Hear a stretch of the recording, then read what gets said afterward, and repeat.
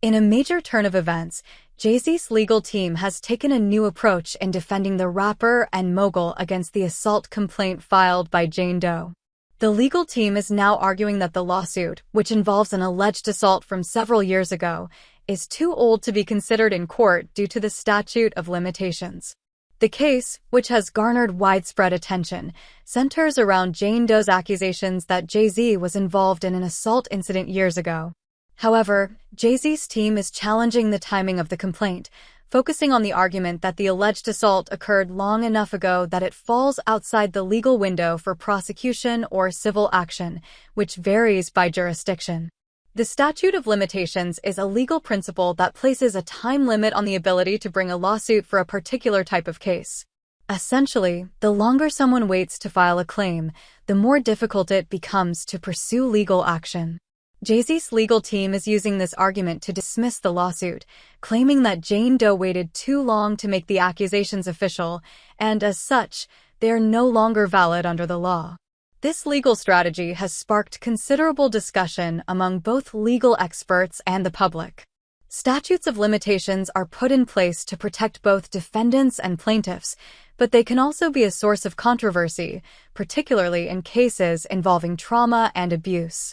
Critics of the statute of limitations, especially in cases of assault, argue that victims may be reluctant or unable to come forward immediately, often due to fear, shame, or emotional trauma. The psychological impact of such an experience can sometimes delay a person's decision to file a formal complaint. Jay-Z's team, however, is maintaining that their client should not be held accountable for an incident that allegedly occurred so long ago. They contend that the delay in filing the lawsuit harms Jay-Z's ability to defend himself properly and to provide an accurate response to the allegations. According to them, evidence can deteriorate over time, and memories can fade, making it increasingly difficult to resolve matters fairly for both parties. While this defense may seem like a standard legal tactic, it's particularly contentious given Jay-Z's status as one of the most prominent figures in the entertainment industry. His legal team is undoubtedly well aware of the public relations impact, as this case has become a high-profile matter. Many are now questioning the morality of using the statute of limitations as a defense in a case involving such serious allegations. Jane Doe's legal team, on the other hand, is expected to argue that the trauma of the alleged assault delayed her decision to come forward and that justice should still be sought, regardless of the passage of time. They may present evidence that supports the idea that the emotional and psychological effects of assault can make it harder for victims to speak out immediately, or that circumstances like fear of retribution or public scrutiny may have played a role in the delayed complaint. The argument surrounding the statute of limitations in assault cases is not new. High-profile cases have often raised similar issues, with victims claiming that they were either too afraid or not in a position to come forward within the typical time frame. Advocates for victims of assault often argue that the legal system should allow more flexibility for survivors, especially in cases where the psychological and emotional scars of the trauma persist long after the incident.